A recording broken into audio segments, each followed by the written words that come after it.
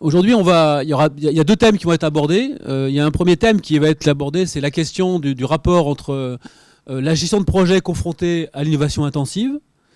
Et Monique Aubry nous fera part de ses réflexions sur une notion qui émerge, une notion nord-américaine, je dirais, qui est la notion de bureau de projet, hein, sur laquelle elle a beaucoup travaillé, et qui a une manière de concilier cette notion de gestion de projet et d'innovation intensive.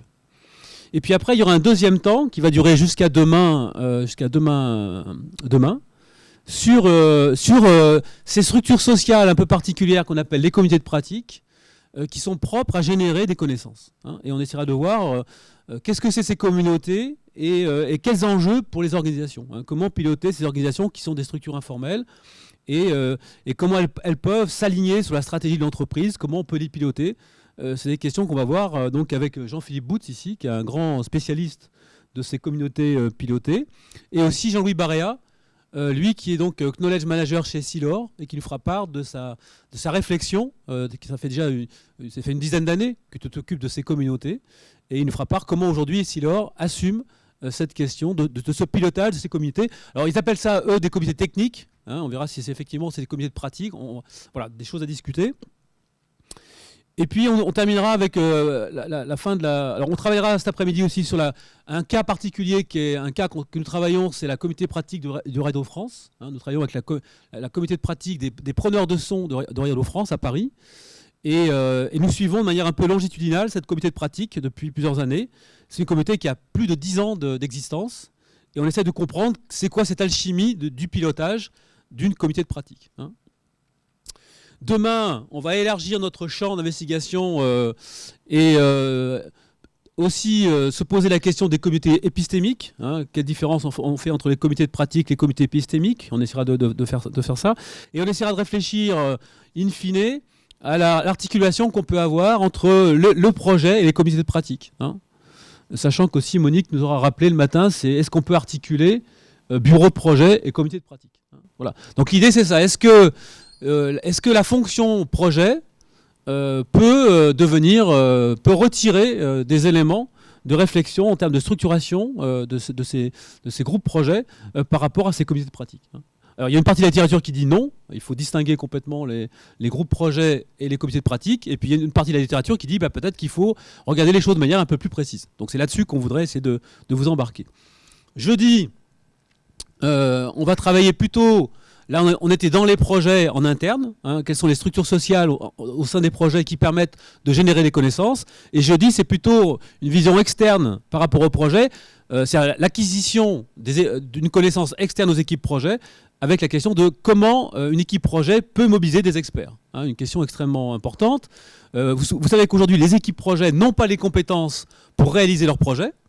Par définition, hein, dans un régime d'innovation intensive, par définition, les équipes projets n'ont pas les compétences. Donc, il faut mobiliser à l'extérieur des compétences. Alors, du coup, c'est quoi un expert? On va se poser des questions un peu lourdes. C'est quoi un expert? Comment on l'identifie? Comment on le gère? Voilà. Donc, c'est là-dessus qu'on va plancher tout le jeudi. Alors, à la fois avec des éléments assez théoriques et des propositions de définition, avec Jean-Claude Coulet, avec Michel Récopé.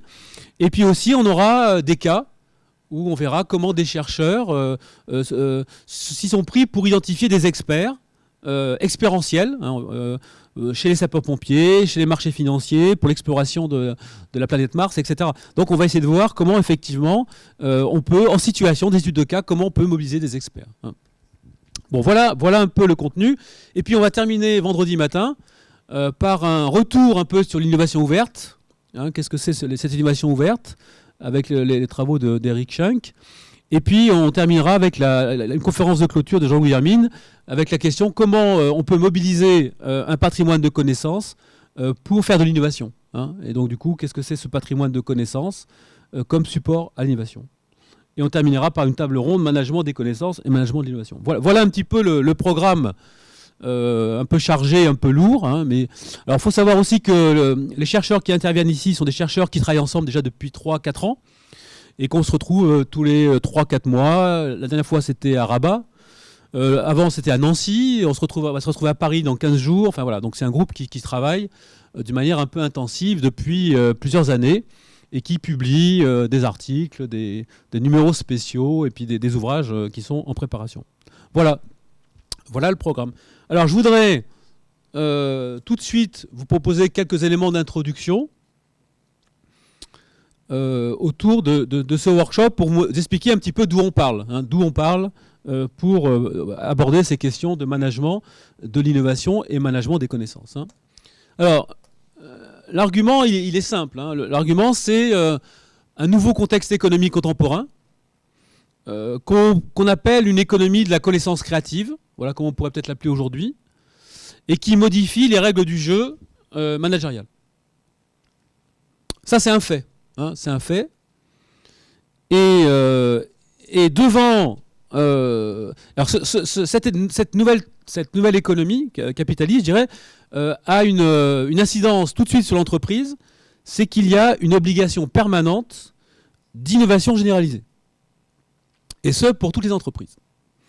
Donc ça veut dire que l'entreprise ne peut assurer son positionnement concurrentiel qu'en se mettant dans un régime d'innovation intensive, qui va se traduire concrètement pour n'importe quel type d'entreprise par pour rester sur mon marché, je dois produire X nouveaux produits par an. Je suis PSA, ou Renault, en France, je dois, sur mon marché bien sûr international, je dois produire 12 à 13 modèles tous les ans, nouveaux. Je suis Sony, je dois avoir développé 100 nouveaux produits tous les ans. Je suis Quechua, je dois produire 4 nouveaux produits tous les ans. Voilà, donc il y a un impératif, une injonction d'innovation, alors en matière de produits ou en matière de services, qui oblige l'entreprise du coup à réfléchir, à mettre au cœur de ce qui va faire la valeur de l'entreprise, les connaissances. Et donc du coup, l'argumentation, c'est qu'il ne peut pas y avoir d'innovation généralisée sans management des connaissances. Donc voilà l'articulation. Alors cette articulation n'est pas nouvelle, c'est Nonaka Takeshi 95 qui déjà nous proposait ce type d'articulation, et qui est aujourd'hui largement admise par nos communautés de recherche, et aussi bien sûr par les managers. Enfin, Jean-Louis Barrera nous pourra aussi nous évoquer comment effectivement Essilor aujourd'hui vit cette génération d'innovation intensive. Alors innovation de rupture, enfin je ne vais pas développer plus que ça. Donc ça c'est le premier élément. Deuxième élément, c'est que du coup cette question du management des connaissances, vous voyez que c'est pas une mode, c'est pas une mode, c'est pas un thème actuel, et qui va faire pchit comme ça. C'est vraiment une restructuration profonde du fonctionnement de l'organisation.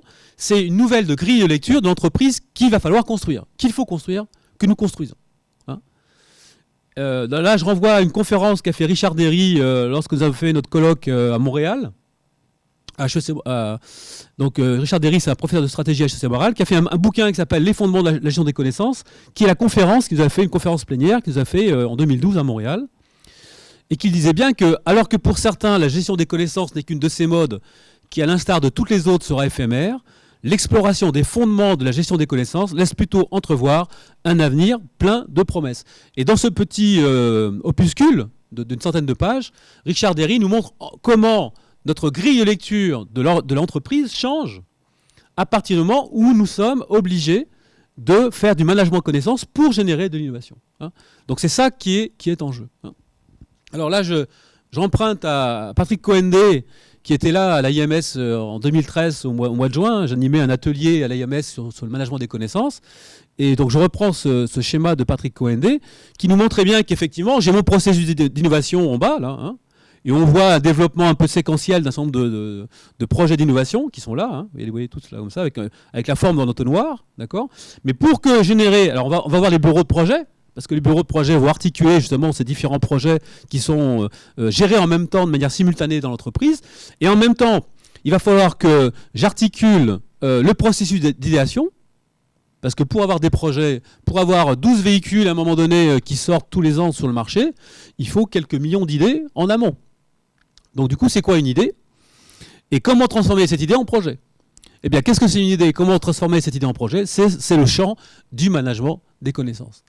Donc ce petit schéma extrêmement explicite, en tout cas de mon point de vue, permet de montrer qu'effectivement, la processus d'innovation, s'il n'y a pas cette matrice de management des connaissances, il ne peut pas y avoir de processus d'innovation. C'est le management des connaissances qui nourrit d'une manière permanente le processus d'innovation. Voilà. Donc sans management des connaissances, il ne peut pas y avoir de processus d'innovation. Alors ça ne veut pas dire non plus que ce management des connaissances se fait uniquement en interne dans l'entreprise, il se fait aussi en externe. Les frontières sont très poreuses entre l'entreprise et son écosystème. Mais en tout cas, voilà, s'il n'y a pas cette couche, et nous, c'est cette couche-là que nous voulons investir, en l'articulant bien sûr par rapport au process d'innovation. Alors, aujourd'hui, le champ du KM, c'est 30 revues internationales. 30 revues internationales. Ça veut dire des milliers d'articles tous les ans en management des connaissances, et des revues qui n'existaient pas il y a 10 ou 15 ans.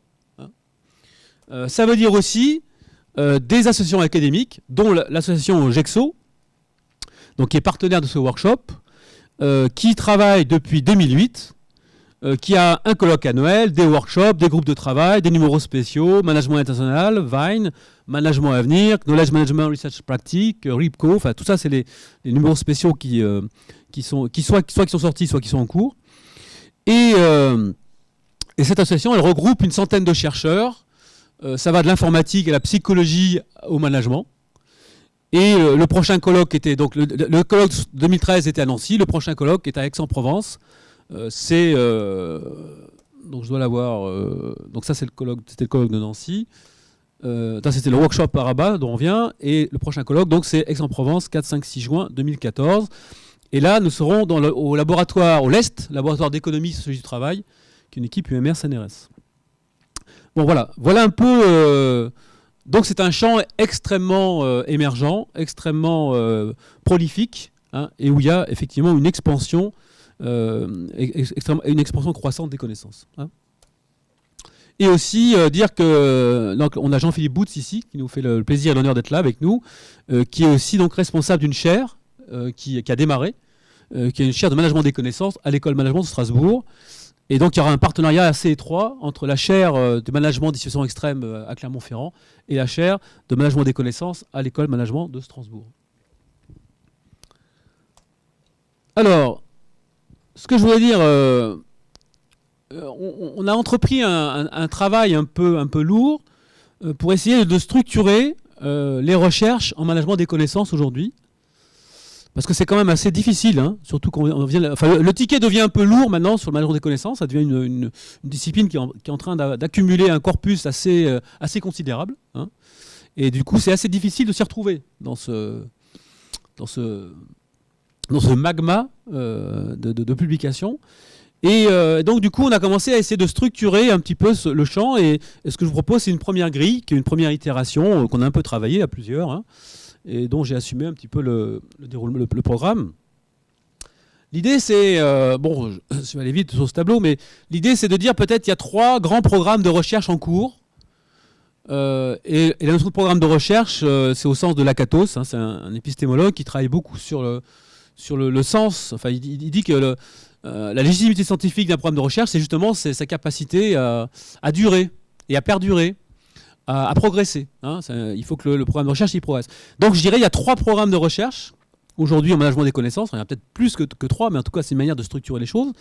Il y a un premier programme de recherche qui est peut-être le plus ancien, qui est centré plutôt sur les organisations à risque.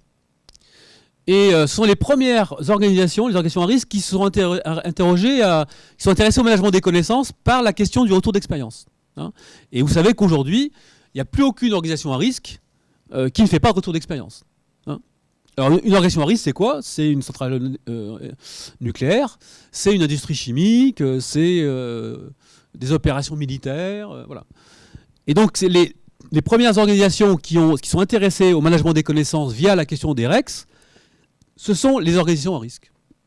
Donc il y a un programme de recherche qui est assez ancien et qui a beaucoup travaillé sur la transformation des retours d'expérience constitutifs du patrimoine de l'organisation, des connaissances de l'organisation. Donc ils ont beaucoup travaillé la question de la modélisation des connaissances à partir de retours d'expérience. Donc ça c'est un premier programme. Et Jean-Louis Hermine, qui va nous rejoindre jeudi, fait partie des chercheurs en France qui ont été pionniers de ce programme de recherche, sachant que Jean-Louis Hermine a travaillé au commissariat à l'énergie atomique pendant 10 ans et qu'il a été l'instigateur des premiers modèles, des premières modélisations du retour d'expérience au sein du CEA à Grenoble. Donc ça, c'est un premier programme de recherche. Il y a un deuxième programme de recherche qui est plus récent, qui est en bas à gauche de mon tableau ici, qui serait plutôt de l'économie de la connaissance au pilotage des comités de savoir. Donc ça, c'est le programme qui est plutôt, dont Patrick Coendé, HEC Montréal, est plutôt représentatif. C'est-à-dire que ce sont des chercheurs qui se rendent compte que notre économie capitaliste contemporaine est nouvelle. Ils essayent de décrire cette configuration, ils l'appellent l'économie de la connaissance, et ils essayent de réfléchir aux nouvelles règles du jeu managérial qu'impose cette économie de la connaissance. Et donc ils arrivent, la réponse c'est le pilotage des comités de savoir. Hein, donc ce qui explique pourquoi on s'intéresse aux comités de pratique, sachant que les comités de pratique sont une des comités de savoir, il y a d'autres comités de savoir, mais du coup on va s'intéresser au pilotage de ces communautés de savoir. Et puis il y a un deuxième programme de recherche qui est un petit peu entre les deux, qui serait un programme plus épistémologique, qui va beaucoup travailler sur les fondements épistémologiques justement du management des connaissances. La connaissance est un objet extrêmement complexe, qui nécessite, lorsqu'on travaille sur l'articulation connaissance-organisation et qu'on veut piloter l'articulation connaissance-organisation, ça pose des problèmes épistémologiques fondamentaux. Et donc il y a toute une communauté de recherche qui a traité, qui s'est attaquée à ce problème-là, dans lequel on va retrouver un certain nombre de petits programmes de recherche qu'on peut agréger autour de ce programme. Hein. Sachant qu'il y a des relations entre ces différents programmes de recherche, hein, et qu'ils peuvent emprunter, bien sûr, les uns peuvent emprunter les uns par rapport aux autres. Hein. Alors voilà, ces trois programmes, ils existent dans le temps. Ceux qui sont intéressés, il y a des bibliographies, on a fait un article il n'y a pas très longtemps avec 4 collègues qui permet de rendre compte de ces programmes avec des publications, des articles, des ouvrages un petit peu de référence qui permet de bien montrer qu'est-ce que c'est ces programmes de recherche. Mais voilà, donc ça, ces trois programmes, ils permettent peut-être d'avoir une première lecture, je dirais, de ce champ de recherche un peu particulier. Alors maintenant, le tableau, on peut avoir une vision aussi en ligne. Et on peut le centrer autour de 3 grandes opérations qui sont un peu, je dirais, traditionnelles et qui viennent plutôt des systèmes d'information, qui viennent plutôt du travail de Simon sur les systèmes de traitement de l'information, où on peut distinguer plutôt ce qu'on va appeler la génération des connaissances, ou on peut distinguer plutôt ce qui est de l'ordre du transfert des connaissances, ou plutôt ce qu'on peut appeler capitalisation ou accumulation des connaissances. Hein. Donc c'est une autre manière de rentrer dans ces programmes. Hein. Et effectivement, dans chaque programme, on peut avoir de la génération des connaissances, du transfert des connaissances ou de l'accumulation des connaissances. On peut avoir aussi une manière d'articuler ces opérations, mais une manière aussi de les lire ou les appréhender qui sont totalement différentes si on est ici, si on est là ou si on est là. Hein. Donc là aussi, donc c'est un tableau. Alors les flèches n'ont pas trop de sens, les flèches vont un peu où elles veulent. On n'en est pas encore à pouvoir établir des liens suffisamment précis par rapport à ces flèches. Donc voilà une première ébauche de structuration que je soumets d'ailleurs à votre critique, à vos commentaires, à vos discussions, et qui peut être une première manière de démarrer notre débat, notre commentaire. Donc je vous propose on peut avoir, pour prendre 5-10 minutes d'échange, de commentaires, tout à fait libres, voilà. En tout cas, merci de votre attention.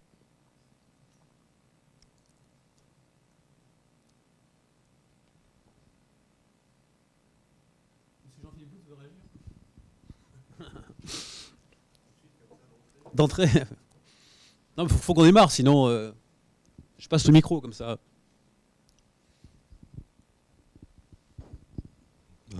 Merci pour cette introduction, en tout cas, c'était évidemment très intéressant. Bah oui, il y a pas mal de choses à dire. Effectivement, donc cette grille, pour l'instant, il faut encore Enfin, c'est une proposition hein, que tu fais, qu'il faut qu'on discute, qui paraît tenir la route, mais moi, je vois bien où placer mes travaux, par exemple. Voilà, je vois bien que je suis plutôt dans la mouvance économie des connaissances et pilotage des communautés de savoir. Après, ça peut glisser de génération des connaissances à transfert de connaissances, accumulation de connaissances. Enfin, justement, comme c'est un peu dynamique comme tableau. Donc voilà par rapport à ça. Mais sinon, oui, sur la présentation générale, on voit bien l'enjeu autour du management des connaissances, quoi, qui est effectivement. Il faut bien comprendre que, enfin, c'est ce que tu disais, on est rentré dans une nouvelle économie C'est pas une lubie de certains chercheurs, parce que c'est vrai qu'il y a encore... enfin, moi, quand je démarrais ma thèse, où ça commence un petit peu à remonter maintenant, mais c'est pas non plus si vieux que ça. Chez EDF, ouais, j'ai fait une thèse chiffre à Paris avec Michel Godet et Patrick Coendé. Bah, à l'époque, c'était beaucoup, c'était quand même encore beaucoup plutôt une vision qu'on avait de l'avenir, de dire que voilà, il y a une possibilité de rentrer dans une économie des connaissances, etc., qu'il fallait absolument innover, mais c'était pas encore très imprimé dans les pratiques, et surtout, bah, les praticiens disaient que c'était intéressant, mais tout de suite la question qui venait, c'est combien ça coûte, et qu'est-ce que ça rapporte. Donc un peu la vision classique par rapport à ça. Et c'est vrai que maintenant, on verra des exemples comme Essilor, mais il y a plein d'exemples d'entreprises. L'exemple que tu montrais de Patrick, c'est Ubisoft. Ubisoft, par exemple, il fonctionne à 90% sur un mode communautaire en termes de créativité, d'innovation, et il n'y a que 10% qui est en mode fonctionnel. Donc voilà, il y a l'exemple d'Ubisoft, il y a l'exemple de GDF Suez où il y a 130 communautés. Donc on n'est plus à l'ère de... on est peut-être dans une économie de la connaissance. On y est, effectivement. Les entreprises sont obligées d'innover. Et donc, voilà, c'est un vrai sujet, un vrai thème, quoi.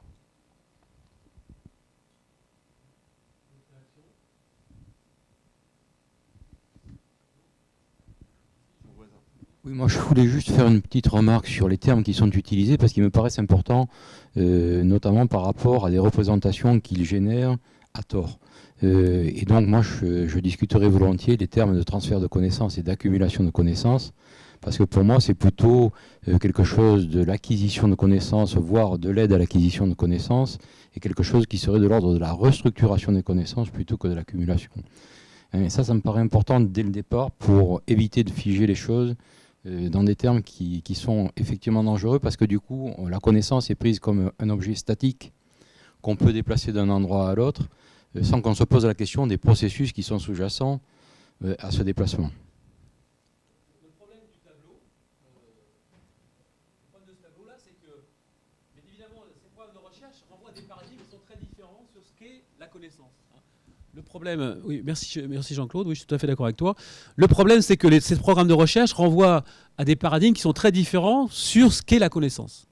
Et c'est vrai que dans ce monde 1, ce premier monde-là, on avait quand même plutôt une vision, je dirais, la connaissance, c'est plutôt un stock d'informations, hein, et qui est issu complètement des travaux de Simon, du paradigme STI. Hein, c'est quand même ça le grand modèle. Hein. Alors que dans le monde 3, le programme 3, l'économie de la connaissance, là au contraire, la connaissance n'est pas un stock d'informations, c'est une activité cognitive contextualisée. Et bien évidemment, lorsqu'on part comme entrée la connaissance comme un stock d'informations ou la connaissance comme une activité cognitive contextualisée, la manière dont on va décliner ces trois opérations, ça n'a rien à voir. Tout le problème pour moi dans ce tableau, c'est de trouver des termes qui puissent quand même rentrer dans ces différents paradigmes. Voilà tu vois. Mais je suis complètement d'accord avec toi. Complètement d'accord avec toi.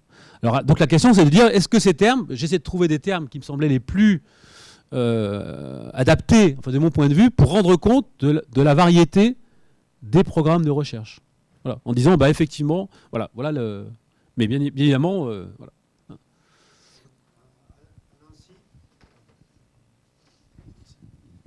À Nancy, au GELSO, avait été évoquée la différence entre transfert et transmission des connaissances. Parce que quelqu'un qui a des connaissances, s'il les transfère, normalement, il ne les a plus. Et ce n'est pas le cas, donc c'est de la transmission. Donc il faut se poser la question entre transfert et transmission. Ça rejoint un peu votre remarque sur les mots.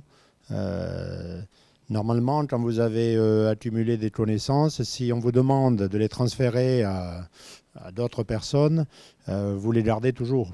Ce n'est pas un objet que l'on donne. Donc, voilà. Nous, on est plus sur la transmission des connaissances, en tout cas chez Essilor, par exemple. Quand vous dites transmission par rapport à transfert, elle est où la différence? Alors, je vais vous expliquer. On a chez Essilor, historiquement, les chercheurs ou des experts techniques étaient en France. Avec le développement depuis une vingtaine d'années, sur la zone Amérique, mais la zone Asie, quand vous allez dire à un ingénieur, tu vas transférer tes connaissances à un Asiatique, il le prend très mal. Parce que derrière, il voit qu'il est en train de scier la branche sur laquelle il est assis. C'est-à-dire donc il a son boulot. Donc après, on lui dit, non, tu vas former, tu vas transmettre des connaissances, tu es un expert, tu es... Voilà. Dans la logique de connaissances tacites, connaissances explicites, connaissances socialisées, contextualisées, une question qui pose la question des processus justement de ce transfert-là. Hein. Pour moi, la notion de transfert ou transmission relève plus ou moins du même fait. Maintenant, stratégiquement parlant pour l'entreprise, ça peut avoir une connotation de transmettre une certaine pratique ou transférer de la connaissance au sens capital, stratégique, qui peut permettre justement de déterminer l'avantage, un certain avantage concurrentiel en entreprise. Peut-être que là, il peut y avoir, c'est typiquement les cas dont vous parlez. Voilà, mais tout le monde... Voilà. Transmettre aux Asiatiques, en particulier à des Chinois, dans les années 70, aux Japonais, ça posait quand même une problématique des compétitivités des entreprises, voire même compétitivité des nations, au sens que la capacité d'un pays ou d'une zone géographique à capitaliser, à accumuler de la connaissance, justement pour avoir une position concurrentielle ou géoconcurrentielle. Alors ça paraît un détail, mais pour certaines personnes, pour eux, c'est important. Et la façon dont on présente les choses, ça peut mettre de l'huile dans les rouages ou ça peut bloquer le système. Hein. Ça montre bien le fait que le management de la connaissance ne peut être perçu qu'à travers le prisme de l'analyse stratégique de l'entreprise. D'individu à individu, d'équipe à équipe, ça peut poser ces problèmes-là, mais si c'est intégré dans une réflexion stratégique et que cette stratégie est déclinée et portée à travers... et bien expliqué, voilà, et bien expliqué. Je pense qu'on peut quelque part dépasser cette problématique-là, en particulier pour les entreprises multinationales. Je vais vous présenter à chaque fois, parce que du coup... Pardon, je suis Michel Contier, doyen de la faculté de France de l'UNESCO, campus de Clermont,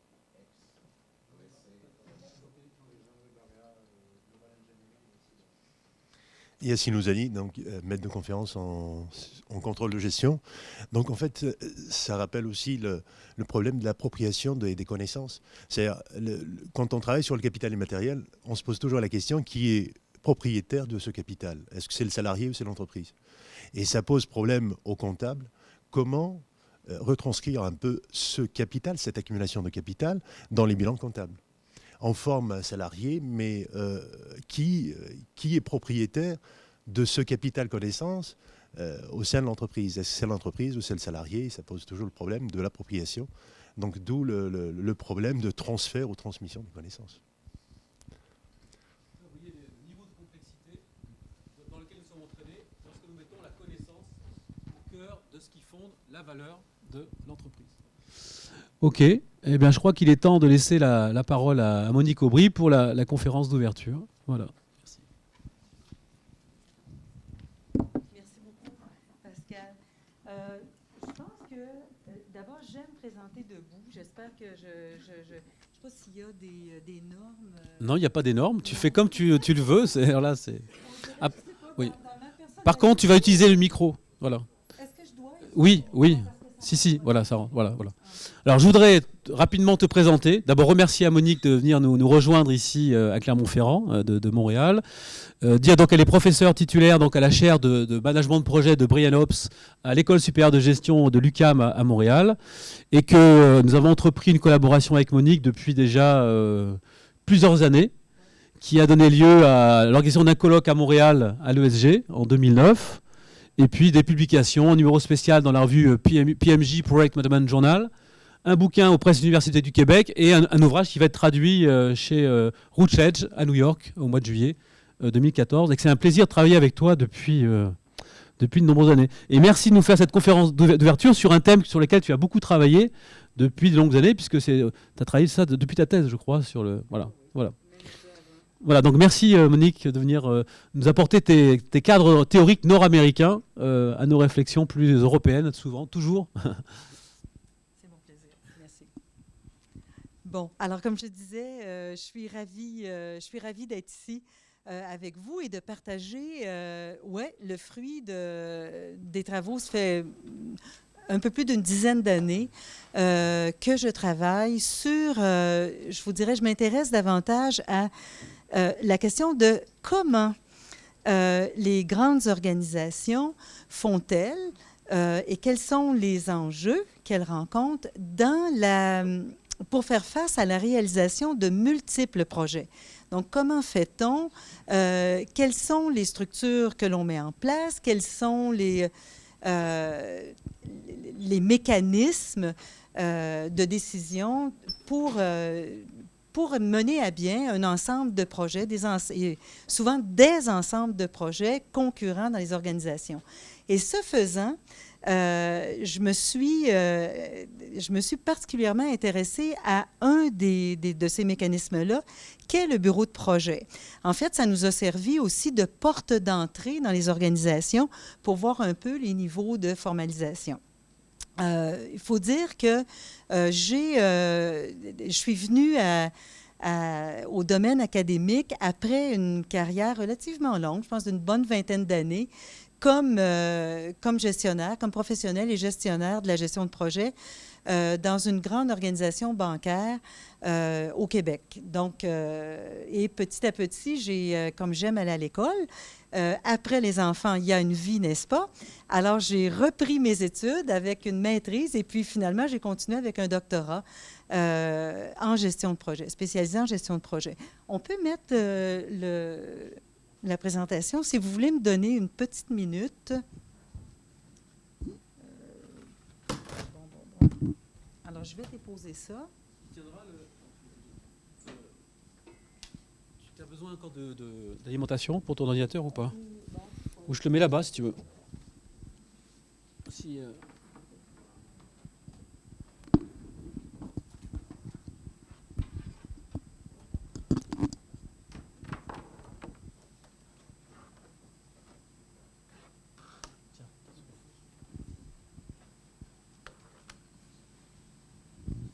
Je pense que ça va aller. Bon, voilà. Puis ici, est-ce que ça va? Non, il va falloir que je me le mette ici. Ça prend toujours un petit temps avant de mettre les choses. Fait qu'est-ce que je pourrais vous dire aussi? Ça, je vais le laisser dans la présentation, ça vous servira de rappel. Donc je m'intéresse au design organisationnel et la planification de projets dans des situations extrêmes, qui est que j'ai commencé je dirais, assez en parallèle avec mon intérêt principal. Puis finalement, on est en train de découvrir des convergences. Mais disons que je ne veux pas traîner là-dessus. Je veux vous dire ce qui est important, je pense, dans les discussions qu'on a ou qu'on aura sur les communautés. Je suis impliquée dans deux groupes, si on veut. Je n'ose pas utiliser le mot communauté, mais ça en est. Avec une association de professionnels qui est la plus importante à ce jour, qui regroupe des gestionnaires de projets, qui est le PMI, Project Management Institute, qui est l'institution, disons, qui développe le plus grand nombre de standards en gestion de projet. Et je fais partie, depuis quelques années, d'un comité aviseur sur ces standards, donc de définir des orientations vis-à-vis des prochains standards qui, d'ailleurs, font l'objet de standards internationaux avec ISO. Donc, il y a tout ce volet aussi qui concerne les praticiens. Aussi, bon, je suis maintenant, depuis assez récemment, je m'occupe du volet des organisations comme éditrice dans le Project Management Journal. Et enfin, ce que je dis, ma conviction, c'est d'établir des liens étroits entre notre université, le PMI Montréal, donc qui est la branche montréalaise de cette institution du PMI, et des communautés. Je fais partie, puis ça fait déjà, mon Dieu, ça fait presque 10 ans. C'est en 2004 qu'on a mis sur pied, que j'ai participé avec des collègues à la mise sur pied d'une première communauté de pratique qui, à ce moment-là, traitait de mon sujet de thèse que j'entamais en même temps sur les bureaux de projet. Et depuis, tout ça, ça a évolué. Il y a eu des moments un peu plus creux. Là, c'est reparti avec un thème un petit peu plus large qu'on appelle gestion organisationnelle de projet. Donc, tout ça pour vous dire que c'est un sujet qui me passionne, où je suis à la fois peut-être partie prenante et essaie aussi d'avoir un certain recul avec... comme chercheur. Bon, ici, je présente le programme de recherche. C'est vous dire que depuis une dizaine d'années, on s'est investi à comprendre ce que sont les mécanismes mis en place dans les organisations pour gérer leurs projets. Donc, et on a alterné, je vous dirais, entre des approches quantitatives, donc par questionnaire, puis d'ailleurs, la première, c'est exactement ça. Donc, essayer d'avoir un état des lieux, si on veut. Puis, après, je vous dirais qu'on a progressé de plus en plus vers une compréhension plus profonde dans des organisations. Alors que la première recherche est un questionnaire où on est allé chercher des réponses sur au-delà de 500 descriptions uniques de ces entités que sont les bureaux de projet. Ensuite, on a essayé de comprendre comment, donc, qu'est-ce qu'ils font, pourquoi ils changent si fréquemment. Puis, on s'est intéressé au point 4, plus spécialement au rôle qu'ils jouent dans les communautés de pratique. Puis, en fait, l'impetus pour parler de communautés de bureaux de projet, OK, qui rentre dans un des types de communautés de pratique, c'est que j'ai été invitée, ce mot est vraiment, vient du milieu, j'ai été invitée à un moment, c'est en Angleterre, gouvernement anglais, pour un de ses plus grands ministères, c'est Work and Pension, plus de 100 000 employés, des dizaines de bureaux de projet en place, m'invitent à une conférence qu'ils avaient organisé, un workshop, plutôt un atelier, qu'ils avaient intitulé « Communauté de bureaux de projet ». C'est la première fois que j'entendais le mot. Moi qui m'intéressais au bureau de projet, mais j'ai dit, ma foi, qu'est-ce que c'est donc ça? Et on a d'ailleurs obtenu un financement pour chercher, mais qu'est-ce que ce phénomène-là de communauté de bureaux de projet? Donc, demain, ce que je vais vouloir partager avec vous, c'est le résultat plus spécifiquement de cette recherche-là. Et actuellement, les deux autres recherches, c'est davantage dans le secteur de la santé où il y a des investissements majeurs de transformation des hôpitaux universitaires. Donc, on s'intéresse vraiment, là, avec Recherche-Action et tout, à comprendre comment on coordonne, comment on réalise des projets si importants, des projets majeurs de transformation organisationnelle. Donc, il ne s'agit pas, on ne s'intéresse pas nécessairement aux murs de briques et de béton, on ne s'intéresse pas au système d'information comme tel, mais plus à l'impact que tout cela a sur les personnes. Donc, changement organisationnel de se retrouver dans un système, dans une organisation, puis demain, dans un autre. Donc, en gros, c'est les éléments de... En tout cas, ce que je vous présente aujourd'hui, c'est j'ai essayé d'aller chercher dans tout ça quels sont les ponts qu'on peut établir entre ces instances de bureaux de projet et l'innovation. Donc, le premier point, je vais vous parler donc du bureau de projet en tant qu'innovation organisationnelle. Je vous dirais, c'est notre premier ancrage, si on veut, dans l'innovation qu'on a cherché à faire. Ensuite, je vous présente, penser globalement.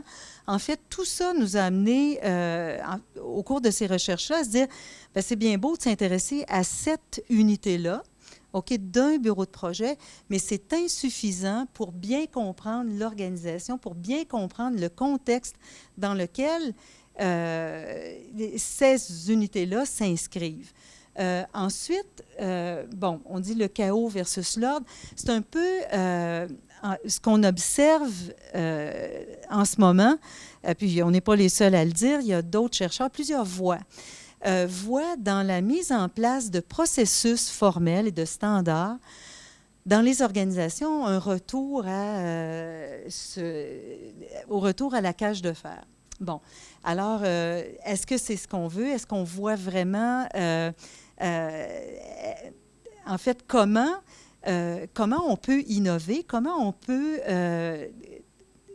parler de créativité dans un contexte qui amène maintenant, on voit un petit peu plus de rigidité. En fait, on a des données qui vont un peu dans ce sens-là.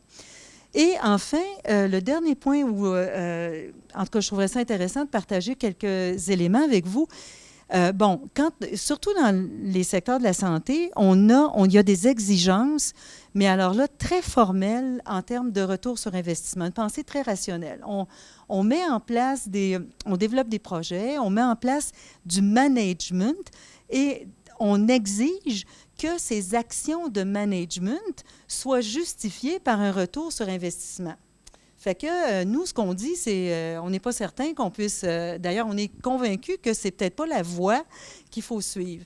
Et justement, l'innovation, si on prend le bout de l'innovation et le projet comme apportant, contribuant à l'innovation de l'organisation, entre autres, il y a des avenues là où on peut contribuer, où on peut dire significativement, on contribue à la performance organisationnelle. Fait que c'est le dernier point. Voilà. Donc, en introduction, ici, je n'ai peut-être pas besoin de parler de l'importance de la gestion de projet. J'ai l'impression, quand je parle avec Pascal, souvent de venir d'une planète qui est un peu plus empirique et ancrée dans un champ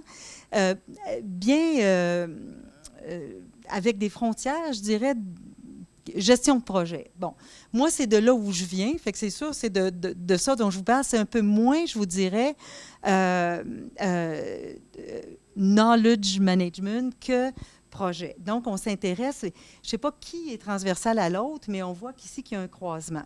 Donc, puis on dit un peu la même chose, c'est qu'il y a une poussée depuis les années 80-90 vers l'innovation, vers plus de projets, vers la diminution de coûts d'opération, parce qu'on voit aussi que les projets qui sont initiés ne le sont pas uniquement dans l'idée d'innover, sinon que d'innover d'un point de vue de processus pour être plus efficient.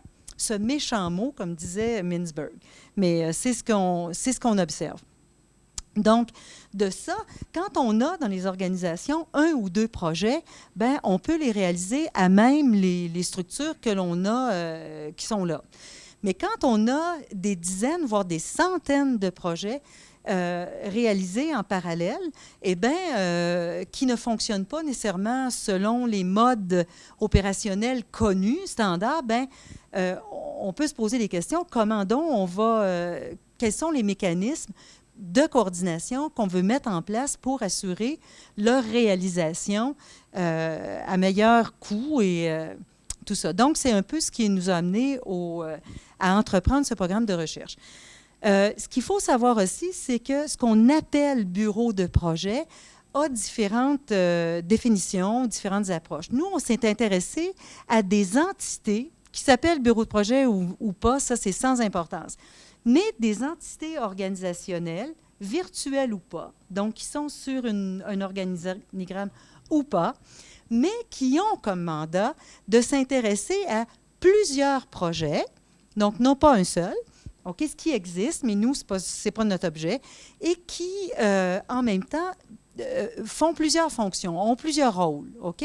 Donc, il y a une certaine dynamique, là. Ça, c'était notre objet d'étude au travers de ce que l'on a fait. Donc, ici, j'ai le premier point, puis là, je dois être en retard dans mon temps, parce que j'ai pris beaucoup de temps au début, mais on va essayer de rouler vite dans le reste. Donc, le bureau de projet en tant qu'innovation organisationnelle, puisque ce sont des choses c'est une entité qui est apparue relativement récemment, peut-être en parallèle avec les instances knowledge management et communauté de quelque sorte, ou prendre son temps, slow PMO, amenant réflexion, attention et sens. Le deuxième titre, c'est le titre que j'ai utilisé récemment quand j'ai fait des présentations à des publics professionnels. Mais ça prend tout son sens dans un côté ou l'autre. En fait, ce que nos recherches ont montré, nos recherches quantitatives, et ça s'est vérifié, ça s'est avéré quand on a cherché à comprendre à travers des études de cas, c'est qu'il n'existe pas de modèle. de bureau de projet. On est incapable d'expliquer non plus la variation par des variables utilisées dans les approches contingentes en théorie des organisations. Donc, les variations qu'on trouve sont inexpliquées par industrie, non plus par région géographique, public-privé, taille d'organisation, etc. Et on trouve cette variété, donc d'autorité décisionnelle, de gestion matricielle. Est-ce que le pourcentage de projets dont on est responsable ou de gestionnaire de projet, une grande variété. Puis les questions que des praticiens, des professionnels responsables de mettre en place ces unités-là nous posent, c'est, par exemple, est-ce que les gestionnaires de projet doivent être au bureau de projet ou pas? Est-ce qu'on devrait avoir des dents? Est-ce qu'on devrait avoir de l'autorité ou pas? Bien, la réponse, c'est ça dépend. Donc, et on ne peut pas dire ça dépend de quoi. Mais ce qu'on peut dire, c'est qu'il faut donc s'asseoir et réfléchir. Il n'y a pas de recette. Et souvent, dans le milieu, ou en tout cas dans les questions, la façon dont les questions nous sont posées, c'est « dites-moi donc quelle est la recette ». Puis nos données nous disent « bien, il n'y en a pas de recette ». C'est donc qu'il faut s'asseoir, puis il faut réfléchir, il faut prendre des données, il faut s'intéresser au métier qu'on a chez nous, comment on veut apprendre les choses. Et ça, ce n'est pas ce qui est véhiculé dans l'ensemble des bouquins qui sont souvent produits par des consultants qui, eux, vont vendre, qui essaient de trouver des façons de mettre en place ces entités-là sans qu'il y ait un fondement empirique. Fait que disons que c'était ce qu'on a apporté. Bon, ces entités-là font un certain nombre de fonctions. On a ici, c'est le résultat d'analyse factorielle. Je veux pas, ici, c'est ce qu'on montre, c'est on est incapable d'expliquer des variations de différentes caractéristiques, OK? Donc, tout suit à peu près les mêmes distributions. Dans l'ensemble des variables. Ça va jusque-là? Ben non, si je vous enterre avec plein de... Et en plus, donc, beaucoup de variété dans ce que ça fait, les caractéristiques, et en plus, ça change, mais alors là, très fréquemment. Ces entités-là, on a eu comme moyenne, je pense, c'est en 2 et 3 ans de vie, de durée de vie de l'entité telle qu'elle est.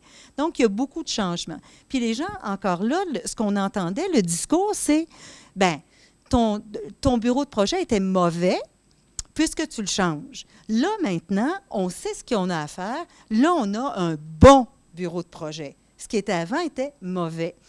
Puis nous, quand on s'est mis à... Là, c'est de comprendre un peu les histoires de cas. Ce qu'on a compris, c'est pas du tout ça.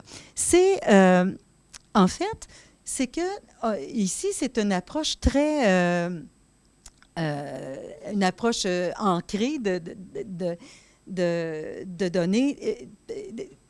Où est-ce que c'est qu'on dit l'action de structuration, action ou interaction, est le résultat d'un certain nombre de conditions.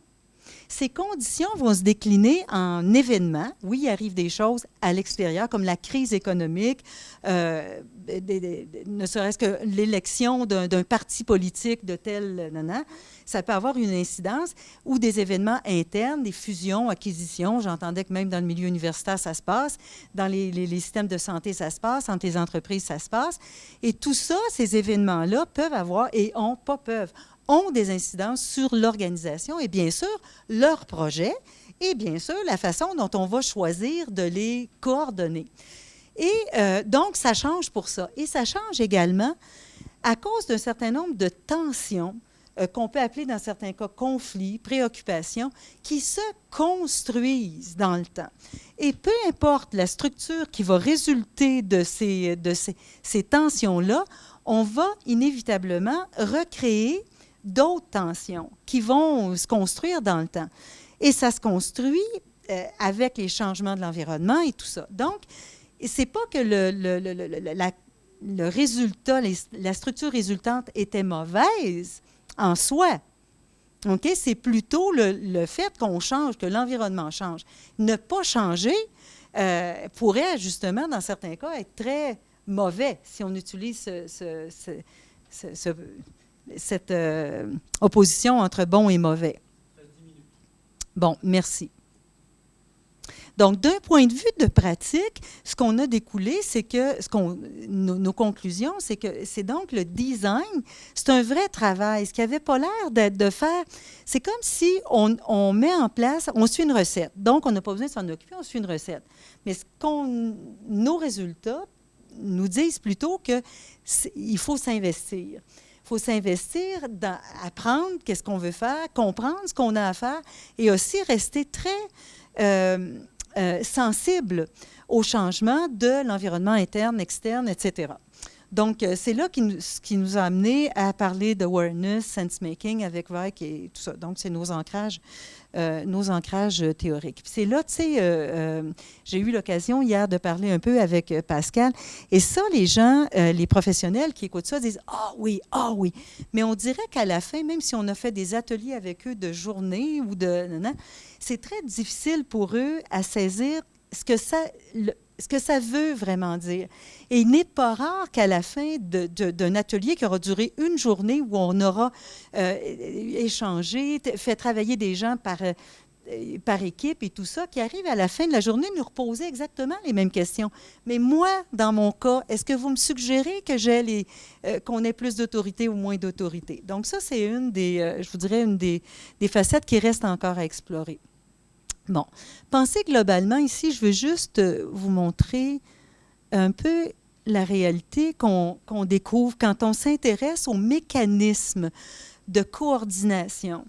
C'est dans là, puis ce que je pensais tantôt quand je t'entendais parler, puis les questions, bien, là-dedans, il faudrait bien situer les communautés,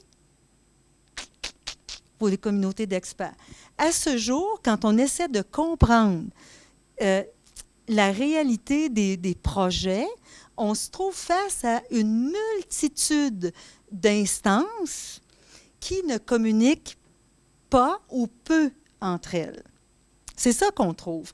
Et j'ai passé rapidement sur les réseaux. En fait, ce qui rend la chose compliquée, ici, là, chaque flèche, c'est l'itinéraire d'un état d'avancement d'un projet dans un cycle.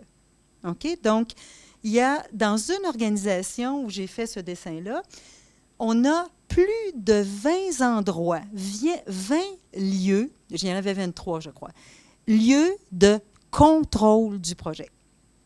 Donc, et puis là, on parle juste d'un projet. Là, je ne vous ai pas parlé de portefeuille de projet, de programme et tout ça. Bon, nous, ce qu'on a proposé, c'est, bon, comment comprendre tout ça? Comment essayer de mettre un petit peu d'ordre dans ça? Ce qu'on propose, c'est un cadre théorique qu'on a suggéré, c'est de dire, est-ce qu'on ne pourrait pas parler de la fonction projet?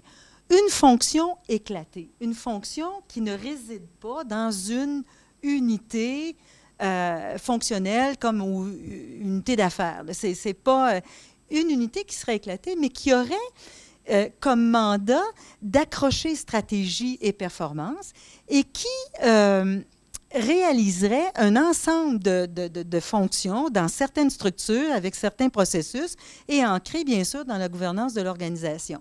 Fait que vous voyez là, on a campé cette fonction projet dans une perspective historique, donc où il n'y a pas nécessairement de contingence, mais plus d'évolution, et aussi avec tout le niveau performance en utilisant le concept de complémentarité que Fenton et Pettigrew ont beaucoup utilisé aussi quand ils ont essayé de comprendre les firmes innovatrices. Donc, la performance ne se comprend pas globalement, mais plus en termes de complémentarité entre différents lieux, si on veut, de performance. Et la fonction, on s'est inspiré de Lemasson et Hatchuel dans leur proposition d'innovation, de conception innovatrice. C'est ça, fait qu'on l'a défini en le basant là-dessus.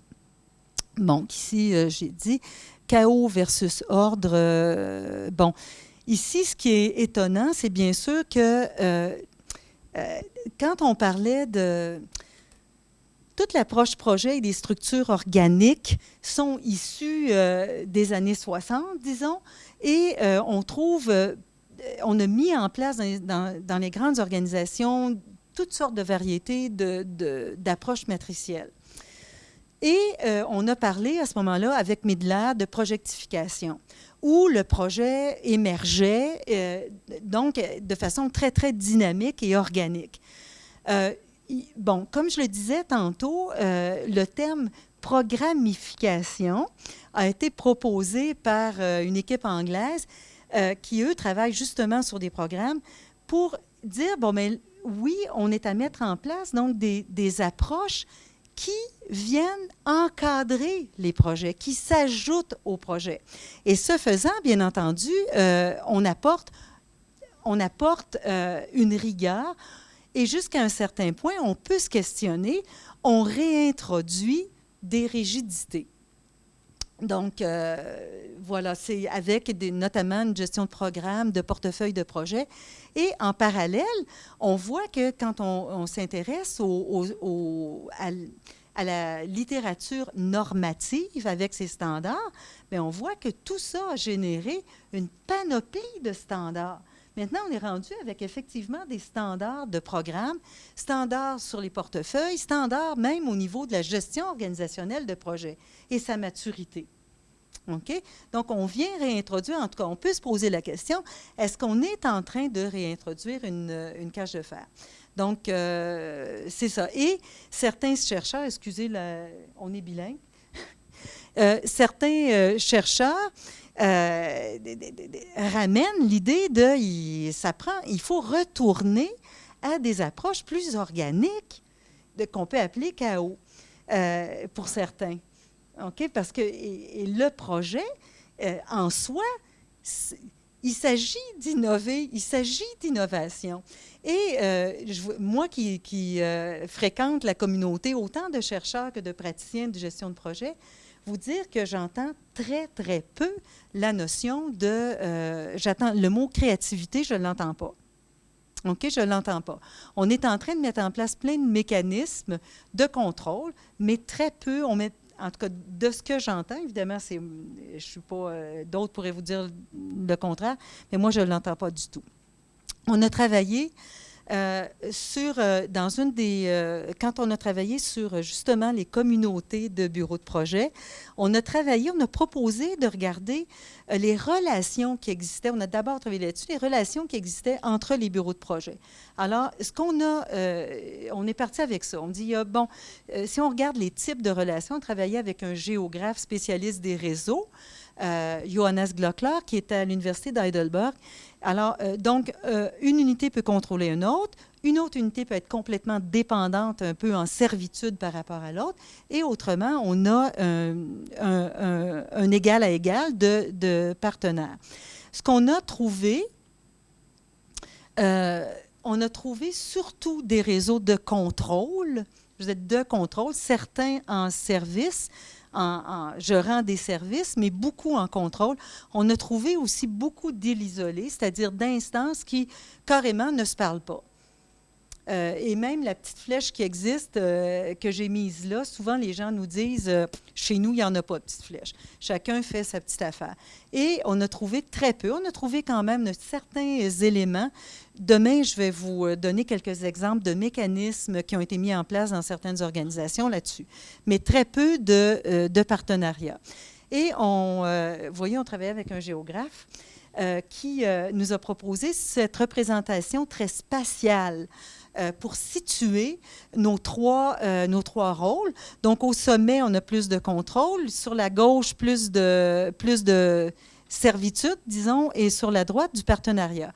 Et quand on partage ce triangle, on a trouvé, donc si on rassemble contrôle et service, on l'a associé beaucoup à de l'exploitation et tout au contraire, le côté exploration qui, lui, ferait davantage référence à du partenariat. De la vingtaine de bureaux de projet qu'on a examinés, regardez comment tout ça s'équilibre. Il y a beaucoup plus de contrôle et de je suis soumis à quelqu'un d'autre que de véritables relations d'échange d'égal à égal. Et en tout cas, je pense que ça nous a questionnés.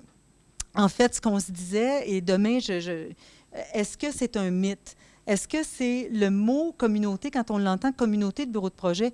Nous, en tout cas, quand on gratte un peu, il n'y a pas grand-chose en dessous.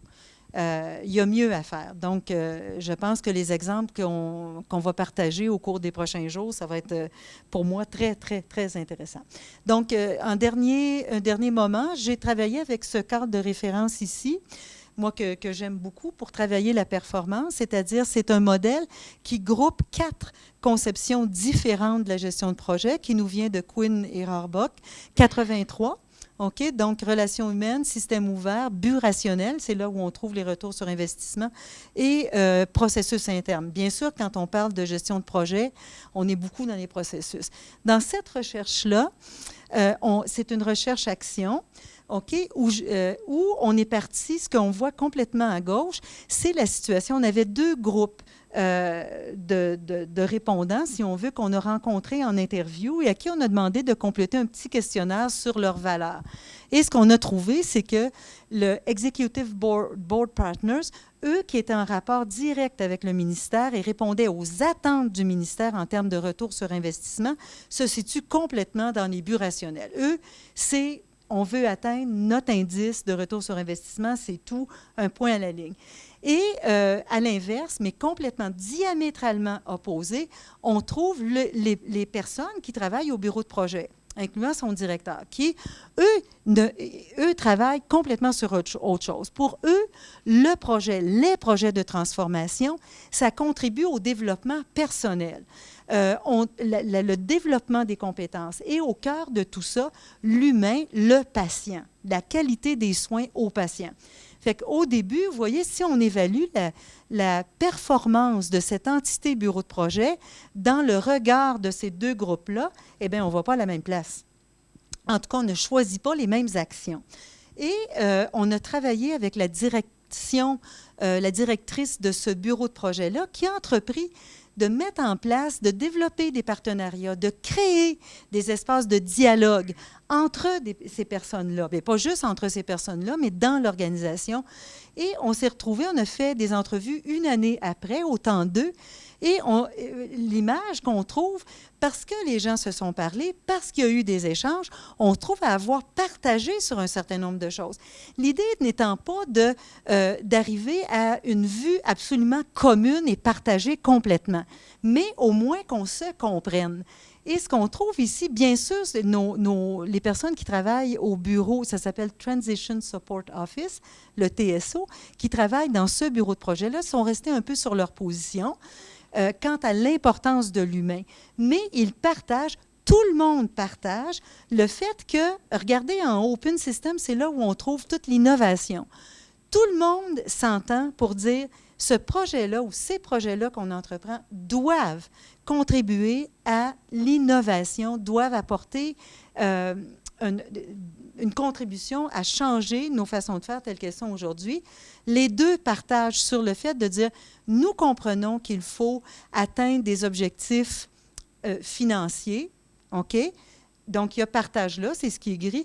Et au centre, tout le monde s'entend pour dire que la qualité de ce que l'on fait, la qualité de nos projets doit être importante. C'est une valeur critique. Donc, vous voyez qu'après 1 année d'action, OK, on est arrivé à une vision beaucoup plus partagée où l'innovation prend une part importante, ce qu'on pourrait sous-estimer.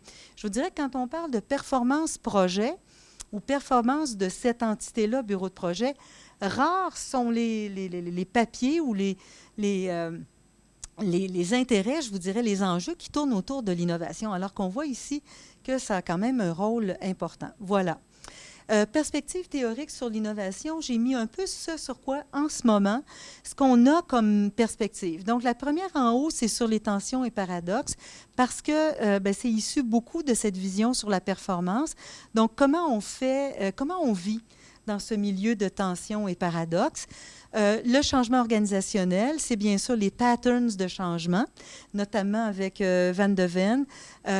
Aussi, tout le développement chez nous, il y a plusieurs chercheurs qui s'intéressent aux capabilities, notamment les dynamic capabilities. Fait que quand on parle de changement organisationnel, bien sûr qu'on s'appuie sur cette base théorique. Bon, tout le design organisationnel, ambidextrie, coordination, contrôle, aussi les organisations bureaucratiques ou post-bureaucratiques complexes. OK? Donc, je pense qu'il y a peut-être quelque chose à faire par là. Et c'est là où j'ai introduit la notion de communauté de pratique, communauté de faire travailler, de faire pas nécessairement travailler, mais parler des gens ensemble.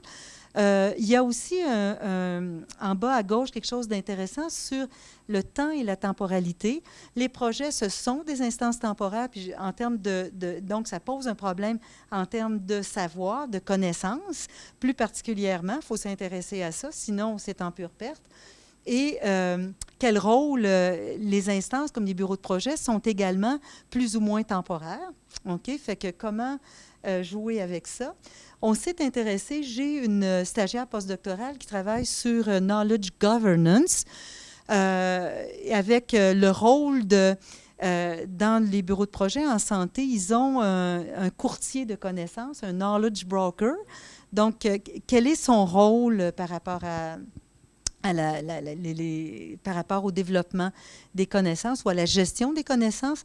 On s'intéresse aussi, surtout dans le secteur de la santé, à la gestion par les données probantes, qui est Evidence-Based Management, qui est peut-être quelque chose, une piste à regarder, à explorer, en tous les cas. Et le dernier thème, c'est le leader du bureau de projet. Alors là, on peut peut-être penser aux compétences. Il n'y a pas un cas, pas une organisation où je suis allée qui n'a pas mis en lumière la personnalité du leader. Ce sont habituellement des leaders qui ont un charisme, mais vraiment hors du commun, et des qualités de mobilisation hors du commun. Fait qu'il y a quelque chose à travailler de ce côté-là. Fait que voilà, ça termine ma présentation. Je suis désolée, je pense que j'ai pris un petit peu plus de temps. Voilà. 15 minutes de questions. Oui, je voulais savoir si vous pouviez préciser les fonctions assurées par les bureaux de projet. Voilà. Bonjour, Frédéric Morvillier. En fait, je suis conseil privé en veille stratégique et en intelligence économique. Et donc, oui, ma question, c'était sur les fonctions assurées par les bureaux de projet. Vous étiez passé assez rapidement au début. OK, d'accord. En fait, l'identification de ces fonctions-là, c'est intéressant parce qu'on a travaillé, c'est ça sur quoi on a surtout travaillé avec la communauté de pratique à Montréal. Qu'est-ce que ça fait, un bureau de projet? Alors, on a travaillé, on y vient, on a travaillé avec nos étudiants parce que c'est de même que ça a commencé. On enseigne, on donne des cours, Brian Hobbs et moi-même, sur la gestion de projet. Les étudiants commencent à parler de bureau de projet. Comme ça émerge. Les gens disent, je travaille dans un bureau de projet, il y a un bureau de projet. Fait qu'on commence à s'intéresser à ça. Bien, qu'est-ce que vous faites? Qu'est-ce que ça fait? Puis là, finalement, pour se rendre compte, après 2-3 ans de ça, puis là, on retourne dans les années 2000, que pas un était dans la même réalité. Il y avait une telle variété qu'on s'est mis à se dire, mais comment ça se fait, ça?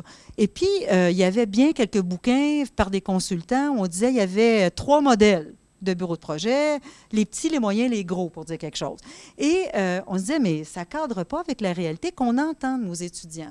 Et donc, puis c'est à ce moment-là qu'on a mis en place cette communauté de pratique parce que ça émergeait, parce que les gens se posaient des questions. Puis, on a bâti, il y a une liste de 27 fonctions qui a été à la base de ça. Et ces fonctions-là ont été identifiées par la communauté de pratique locale avec nos étudiants également. Donc, par analyse factorielle, ça se regroupe en 5 grands groupes de fonctions, puis ça fait un certain sens. Suivi, contrôle et performance des projets, puis comme vous pouvez voir, c'est la plus importante. Je vous dirais, et quand on le regarde d'un point de vue qualitatif, tous les bureaux de projet, toutes les entités qui s'appellent plus ou moins bureaux de projet ou qui interagissent avec de multiples projets font du suivi et ou du contrôle de projet. Il y a énormément, ce qui fait qu'on a parlé, nous, d'hyper-contrôle. Puis vous avez vu tous les lieux où ces contrôles-là s'exerçaient. Ensuite, il y a compétences et standards. Donc, compétences, tout le développement de formation ou tout simplement, des fois, on fait affaire avec des firmes externes pour donner la formation, mais on va gérer qui le suit, tout ça. Les carrières aussi, les cheminements de carrière des gestionnaires de projet, par exemple. Le développement de standards, méthodes, outils, tout ça, ça s'est regroupé ensemble. Gestion multiprojet, on va trouver là-dedans la gestion de programme, gestion de portefeuille, coordination interprojet, ce genre de trucs. Gestion stratégique, participation, dans certains cas, participation à la planification stratégique, les relations avec la haute direction, ces trucs-là. Et finalement, le savoir organisationnel, qui est le groupe le moins important. Dans le savoir organisationnel, ici, il y avait, puis là, il faut retourner encore au début des années 2000, on n'avait pas la communauté de pratique. Et c'est très, par exemple, base de données de leçons apprises, base de données sur les risques, audit sur des projets, c'est de cette nature-là. Donc, je vous dirais plutôt technique. Aujourd'hui, je pense que ces 5 groupes tiennent encore la route, mais ils se sont, notamment le savoir organisationnel, développé. Parce que s'il y avait vraiment des communautés de quelque sorte de savoir, c'est là qu'on devrait c'est plus riche, c'est là qu'on devrait les retrouver. Ensuite, il y a 3 autres fonctions qui sont exécutées parfois par des bureaux de projet et qui ne se sont pas regroupées ensemble, mais ils n'en sont pas moins importantes. Donc, des tâches spécialisées, comme par exemple en matière d'échéancier, tout ça, les interfaces clients et finalement ce qui concerne la gestion ressources humaines des gestionnaires de projet. Fait qu'en gros, ce sont les fonctions, et je vous dirais que ça tient encore la route. On demande à chaque fois qu'on utilise le questionnaire, est-ce que vous avez d'autres fonctions? Assez souvent, on a jusqu'à maintenant tenu la route avec ces fonctions-là. Merci de votre question. Emmanuel? Emmanuel Bonnet, je suis doctorant en sciences de gestion. Alors j'ai 2 questions, mais surtout une, je ne sais pas si les 2 questions que j'ai à poser, en fait, ce ne sont pas les mêmes. Tu disais par rapport au fait que, dans le dernier slide, je crois, ou l'avant-dernier, que les gens partageaient en fait une même vision sur la nécessité d'innover. C'est-à-dire que l'objectif, en fait, on était tous d'accord, enfin ils sont tous d'accord sur l'idée que il faut innover, il faut rentrer dans la créativité. C'est pas celui-là, mais j'ai oublié. Et moi, ça m'a rappelé une idée par rapport à... J'ai fait travailler des étudiants il n'y a pas longtemps sur le Cirque du Soleil, sur une étude de cas. Et dans l'étude donc d'HEC Montréal, d'ailleurs. Et dans l'étude de cas, en fait, ils disent que la créativité, en fait, ça fait partie de la culture de l'organisation, qu'elle est partagée par toutes les communautés, y compris celle des planificateurs, par exemple, des logisticiens, et pas simplement des artistes. Il y a 1000 artistes et il y a 4000 personnels dans le Cirque du Soleil. Donc en fait, la question, c'est l'approche par la culture, et je fais le lien, si tu veux, avec les communautés de pratique, qui exemplifient quand même une dimension culturelle importante. Et est-ce que c'est pas quelque chose que tu as abordé finalement dans ton travail, c'est-à-dire la dimension culturelle, si tu veux, une culture de l'innovation qui serait, je sais pas comment on pourrait dire, rendue vivante par ces communautés qui la maintiennent, voilà, tu vois, c'est la question que je voulais te poser. Et comment les communautés maintiennent cette culture de l'innovation, tu vois, et c'est pas une affaire de structure, c'est pas une affaire de, tu vois, c'est une dimension un peu plus culturelle, si tu veux. Merci de ta question. Je te dirais qu'on n'a pas abordé, on l'a pas abordé de front, cette question de culture de l'innovation. Puis je te dirais, en ce sens-là, on est très le produit de notre milieu. Parce que, dans le sens où on l'a abordé par la question des processus et des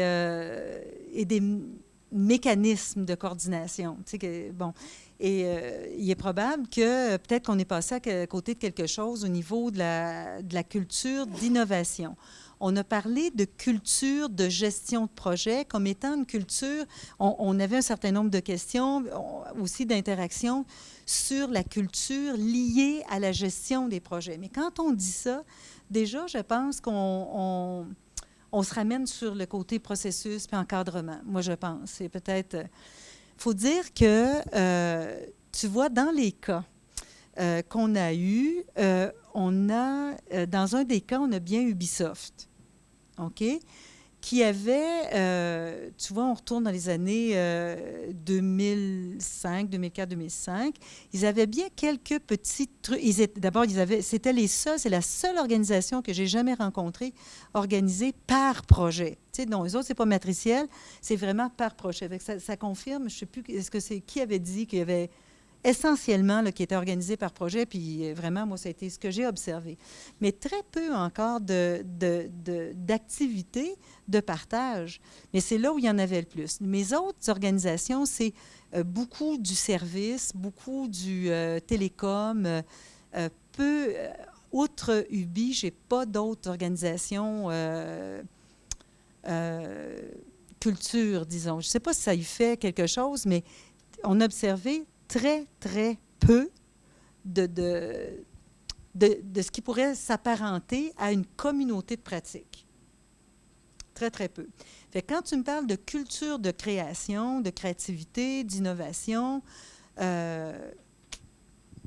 y a peut-être nous qui n'avons pas cherché à capturer ça, mais je peux dire de l'autre côté, je ne peux pas dire que c'est ce qui ressortait des organisations qu'on a vues. Je sens comme une espèce de décalage par rapport à ce que j'entends. Ce matin, où on parlait rapidement de ce qui se vit chez vous. Mais en tout cas, on aura sûrement l'occasion d'y revenir. Veux-tu rajouter d'autres choses là-dessus, toi? Pour prolonger un peu ça, je me demande si, du coup, la fonction innovation que tu développais tout à l'heure en termes de positionnement par rapport aux travaux de Hatchwell, Le Maçon Veil, etc.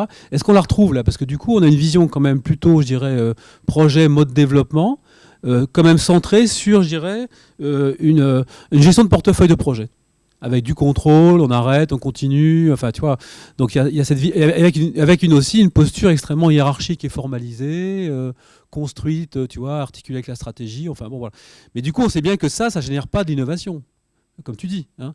Et du coup, la question que j'avais envie de te poser, c'est du coup, est-ce qu'il n'y aurait pas une radicalisation à opérer derrière ces bureaux de projet sur la question d'abord de leur émergence? Qu'est-ce qui fait qu'à un moment donné, l'organisation, elle fait émerger ce bureau de projet? Est-ce que c'est spontanément qu'on se rend compte qu'il existe entre les différents projets des relations et quel type de mode de relation?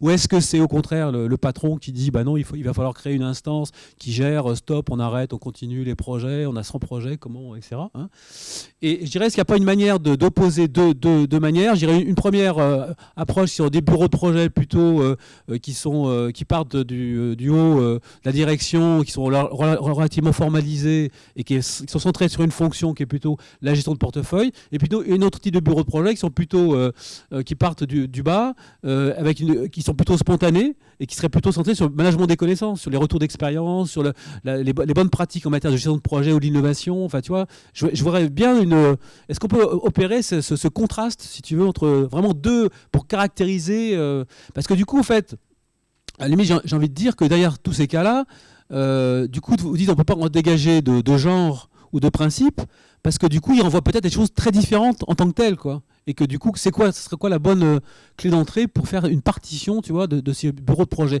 entre une approche qui viendrait plutôt du haut, formalisée et centrée sur la gestion de portefeuille, et plutôt une version plutôt qui viendrait du bas, spontanée, et qui prendrait en charge plutôt le management des connaissances, les retours d'expérience. Bon, voilà, c'est une question... Oui. Bon, qui émergerait? Moi, oui, puis qui ressemblerait davantage, qui s'apparenterait davantage à une notion de communauté. Bon. Oui, il pourrait y avoir ça. Moi, ce que je pense, par exemple, c'est ce que j'observe, c'est que les projets, il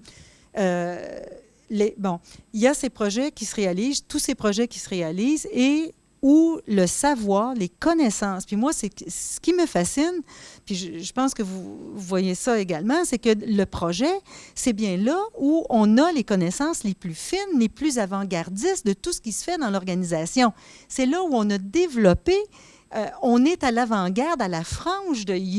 On ne sait pas plus, on ne sait pas mieux sur tel produit, tel service, que ce qui s'est fait dans ce projet.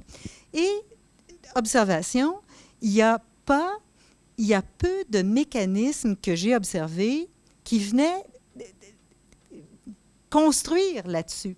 Et souvent, c'est plutôt, on est plus dans une logique de gestion des ressources, allocation des ressources, où vous avez, donc la logique, vous avez terminé ce projet, il ne vous reste que le retour d'expérience, les leçons apprises.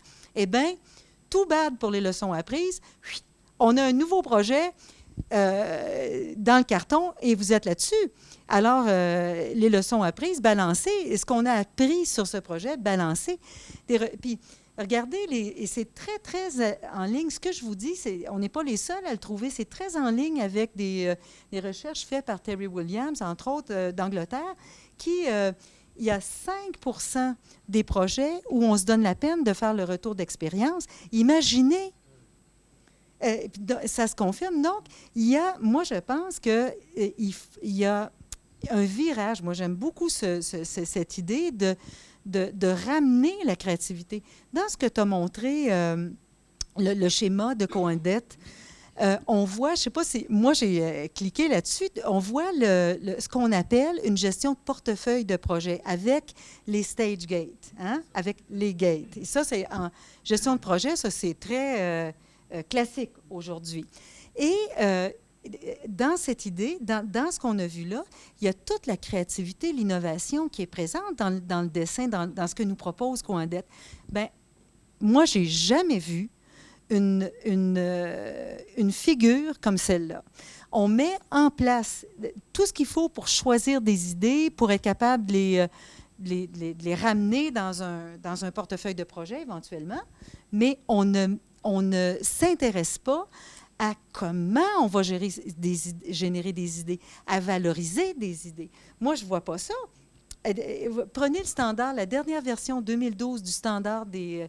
mettons, si on se réfère à la littérature de normes, on ne voit rien sur les idées. Rien. Créativité, rien. Puis, écoutez, je ne vous dis pas que je connais tous les bouquins qui sont écrits sur la gestion de portefeuille de projet. La littérature scientifique, il n'y a personne qui s'intéresse au fait de dire, mais d'où viennent ces projets? Est-ce que, par hasard, on n'aurait pas en amont à susciter, à travailler dans un contexte de créativité? Non. Dans le moment, c'est vraiment là, la cage de fer qui se ramène. Donc, beaucoup de rigidité, c'est ce qu'on observe, que ce soit par les dynamic capabilities ou d'autres, hein? On met l'accent sur la capacité d'allocation des ressources, vraiment des trucs très... fait qu'on est... Mais je trouve ça génial hein, d'être ici, justement, puis d'avoir comme un choc par rapport à des approches complètement différentes où le savoir, les connaissances est au cœur. Je n'ai pas répondu tout à fait à ta question, hein? C'est faisant. Mais... En même temps, on a quelques jours pour... Bon ben, merci de ta présentation. On voit que ton programme de recherche est vraiment très riche. C'est impressionnant de voir comment vous êtes parti du quanti, aller vers le quali, etc. Et qu'il y avait beaucoup de choses à présenter. Alors, moi, je n'ai pas forcément de questions hyper originales par rapport à ce qui s'est déjà dit, notamment ce qu'a dit Pascal. Mais c'est vrai que moi, je suis un peu étonné de voir que dans ce que tu décris, ça a l'air d'être assez négatif en termes de créativité, de coopération entre les différents projets, etc. Donc, effectivement, je posais la question des secteurs d'activité qui peuvent jouer, parce qu'effectivement, quand on est dans des entreprises hyper créatives comme Ubisoft, non seulement ils sont organisés en mode projet, mais ils sont organisés en mode communautaire. Donc, il y a peut-être quelque chose à creuser sur le secteur d'activité. Et ce que tu amènes aussi sur la définition de projet, en fait. Je crois que là-dessus, il faudrait peut-être, justement, quand on parle de créativité pure, d'idéation, on a bien vu sur le schéma, c'est pas forcément les mêmes structures qui vont porter l'idéation que les structures qui vont porter le projet. Le projet, c'est déjà plus en aval du processus et on est déjà en train de rationaliser l'idée, de la transformer en quelque chose, alors que le processus d'idéation, lui, nécessite vraiment des structures qui sont plus auto-organisées avec de type communauté de pratique. Et c'est ce qu'on voit. Donc, c'est peut-être ça qui explique aussi ces résultats-là. C'est-à-dire que tu te situes, on le voit bien, sur tes différentes fonctions. on voit bien qu'on est sur des choses très carrées, comme le disait Pascal, qui viennent de la stratégie, qui sont du contrôle, etc. Donc le contrôle, c'est à peu près ce qui va complètement à l'encontre de l'innovation.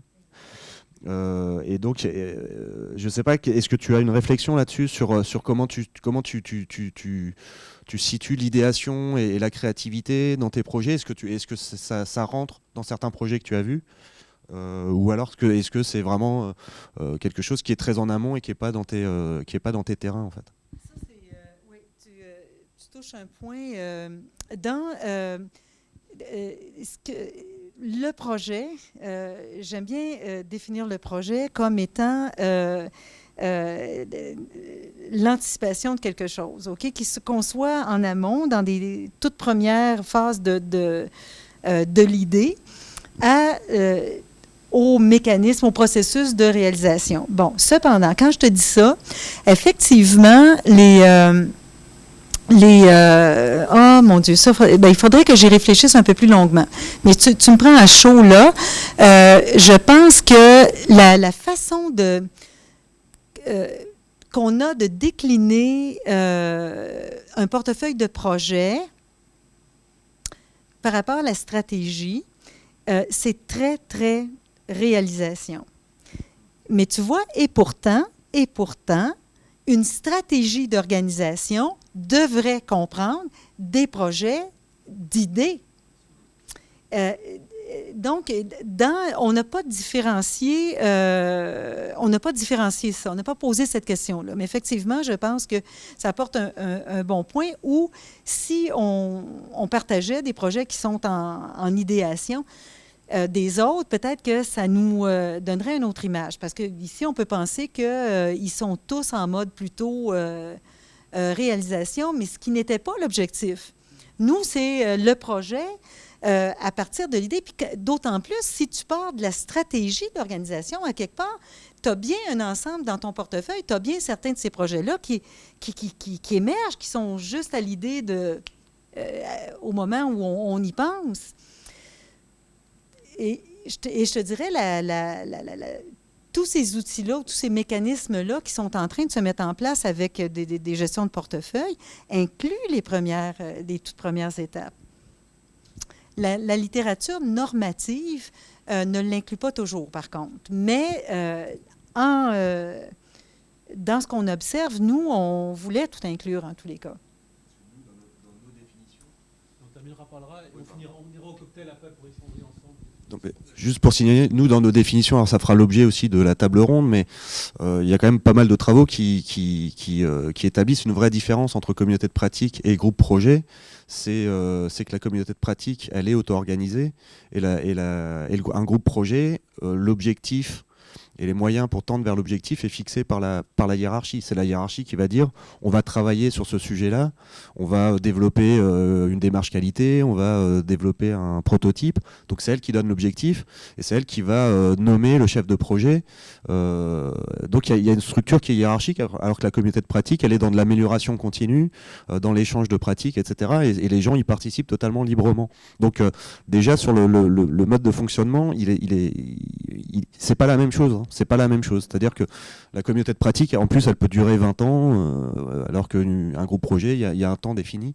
Donc il y a des vraies différences, ce qui fait que peut-être que la vraie problématique, c'est comment on articule ces communautés autonomes à des communautés hiérarchiques de type groupe projet, et comment on passe à des communautés qui favorisent l'idéation à des communautés qui vont développer l'idée dans le cadre d'un projet et vont le transformer en produit et marché. Parce que paradoxalement, une communauté de pratique, ça ne fabrique pas de voitures, par exemple, quoi.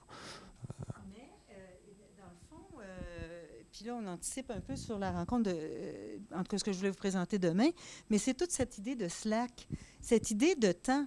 Ce que je peux dire, bon, projet, effectivement, moi non plus, projet, je n'associe pas ça à une communauté de pratique, mais le bureau de projet, OK, a peut-être un rôle à jouer dans l'émergence, dans la facilitation et dans, je dirais, la légitimité de ces groupes-là, dans le fait de dire, de mobiliser les gens autour de cette idée de, on a développé des connaissances dans ces projets, alors de faire en sorte qu'on va les miser là-dessus. Et ça passe par une notion de slack et qu'on ne voit pas. Quand on parle là, d'allocation des ressources dans le cadre d'une gestion de portefeuille de projet, eh bien, c'est zéro slack. Zéro. Et de sorte que je suis ravie puis surprise d'entendre des organisations qui, outre les 3M, OK, ça, mettons, c'est de l'acquis, on sait, bon, mais que d'une façon plus généralisée, on retrouve ces approches-là pour dégager du temps aux personnes qui puissent réfléchir. Oh, wow! Merci.